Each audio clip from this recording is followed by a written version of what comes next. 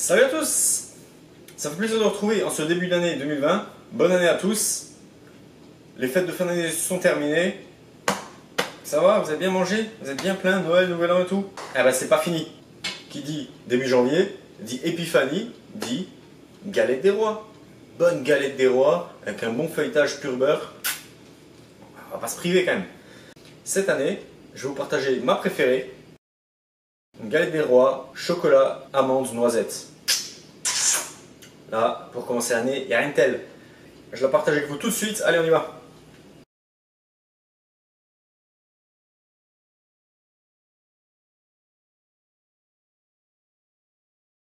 Je commence par mettre mon feuilletage au frigo. Et pour l'instant, on va préparer la garniture. On va travailler le beurre avec les 100 g de sucre.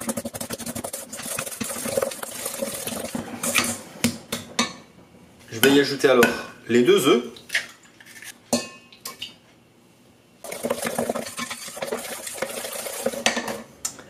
J'ajoute l'extrait de vanille. Et j'incorpore mes poudres.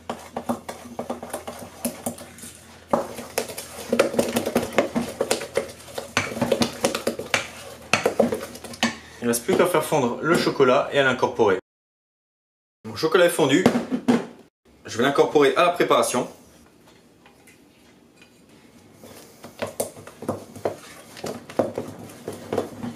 Là, je mélange bien, juste que voilà, qu'on ait une préparation bien homogène. Et voilà, et le tour est joué. Hein. Là, vous avez la garniture de votre galette des rois. Je vais garder cette préparation au frigo. Je vais fariner mon poste de travail. Je vais prendre un rouleau à pâtisserie, ma pâte feuilletée.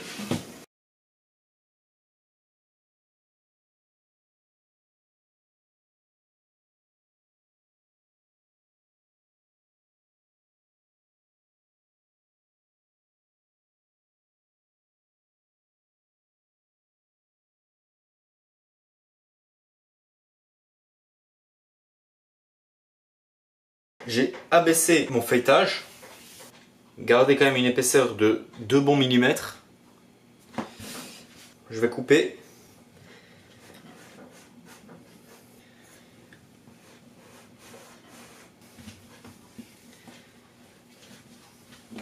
Je dispose mon premier disque sur une plaque avec du papier sulfurisé. Je prépare ma dorure.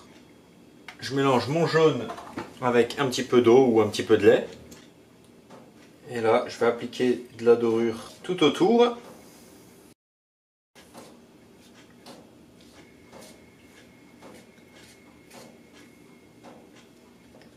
Comme ceci. Donc avec une cuillère, je vais disposer de la préparation.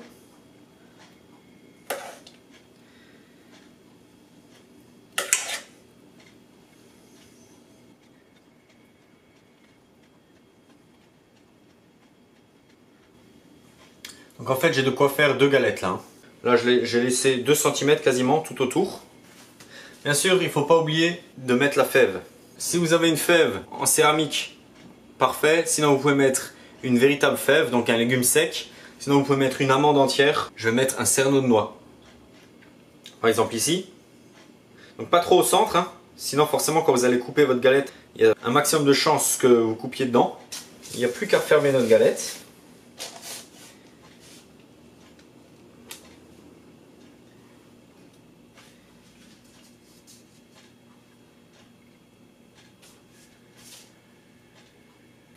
Là j'appuie tout autour pour bien souder la pâte. C'est important qu'elle ne s'ouvre pas pendant la cuisson. Et là avec la lame d'un couteau d'office, je vais chiqueter.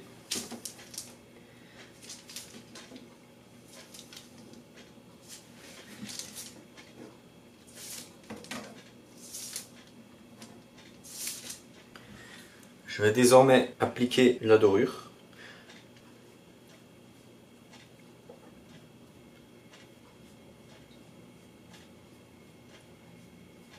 Avec le dos du couteau d'office, je vais décorer ma galette.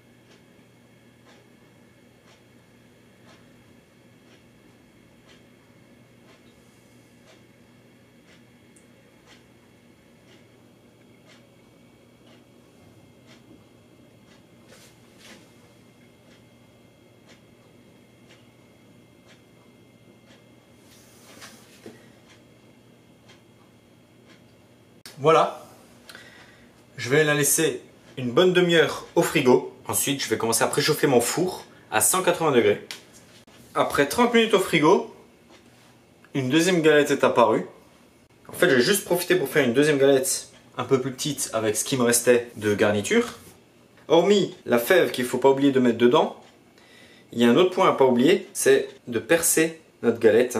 Il faut percer la galette un peu partout pour pas qu'elle ne gonfle pendant la cuisson.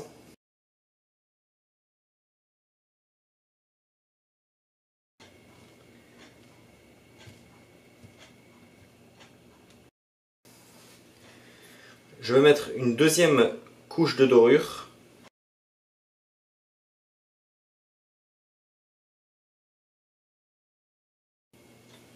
Et voilà, nos galettes sont prêtes à être enfournées.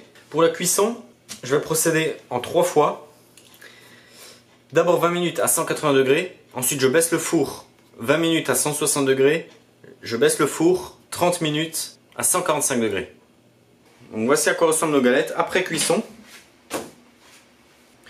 Facultatif, hein, mais c'est recommandé. Vous pouvez préparer un petit sirop. Vous faites bouillir 100 ml d'eau, 50 g de sucre.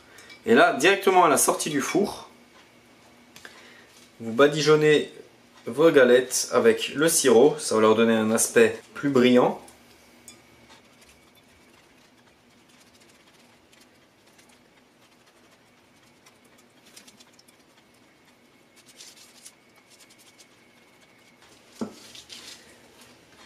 Et voilà. Il n'y a plus qu'à laisser refroidir et puis il n'y aura plus qu'à déguster. Et voilà, cette recette est à présent terminée. J'espère que vous apprécierez cette version de la galette des rois. Moi, c'est ma préférée, comme je vous ai dit. Je vous conseille de l'essayer et de me dire ce que vous en pensez. Je ne vais pas faire durer plus longtemps. Je vous laisse. Régalez-vous bien. À bientôt. Salut!